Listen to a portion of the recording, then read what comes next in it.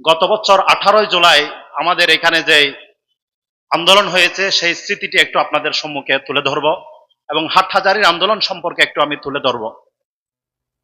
হাটহাজারীতে প্রকাশ্যে কেউ রাজপথে নামছিল না,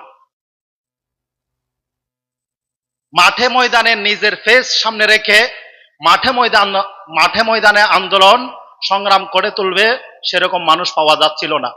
সেই পরিপ্রেক্ষিতে এমনি সবাই পিছনে পিছনে অনেক চিন্তা করতেছে কিভাবে রাজপথে নামবে, কিভাবে আন্দোলন করবে, কিন্তু কেউ সাহস করে মাঠে নামছিল না। আমার মনে আছে আমরা গত বছর 18 জুলাই কোর্ট মসজিদ, এই যে পৌরসভার যে মসজিদ আছে সেখানে 18 জুলাই আসরের নামাজের পর আমরা ইসলামী আন্দোলন বাংলাদেশ চট্টগ্রাম উত্তর জেলার ব্যানারে সর্বপ্রথম মুখে মাস্ক লাগানো ছাড়া দিনের আলোতে মিডিয়ার সামনে নিজের ফেস সামনে রেখে মাঠে নেমেছিল ইসলামী আন্দোলন বাংলাদেশ চট্টগ্রাম উত্তর জেলার নেতৃবৃন্দ। সেদিন যে প্রোগ্রাম হয়েছিল সেখানে সভাপতিত্ব করেছেন ইসলামী আন্দোলন বাংলাদেশের চট্টগ্রাম উত্তর জেলার তৎকালীন সভাপতি ইঞ্জিনিয়ার রফিক সাহেব।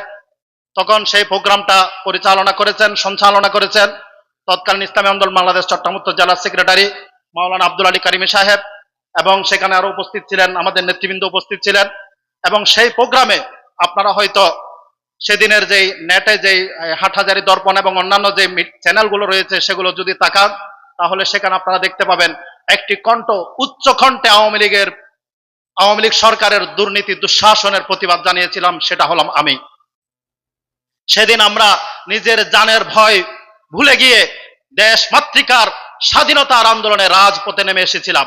সেদিনের আমাদের আন্দোলনে যারা শরিক হয়েছিলেন, বিশেষ করে দুইটি মিডিয়া, এই সাংবাদিক আবু সাহেদ ভাই এবং মোহাম্মদ আলী ভাই, তারা প্রশাসনের রক্তচক্ষু উপেক্ষা করে আমাদের মিছিলটি তারা সরাসরি সম্প্রচার করেছিল। বিশেষ করে মোহাম্মদ আলী ভাই এবং আবু সাহেদ ভাই তারা আমাদের প্রোগ্রামগুলো প্রচার করার কারণে তাদেরকে প্রশাসন অনেক হুমকি ধামকি পর্যন্ত দিয়েছিল।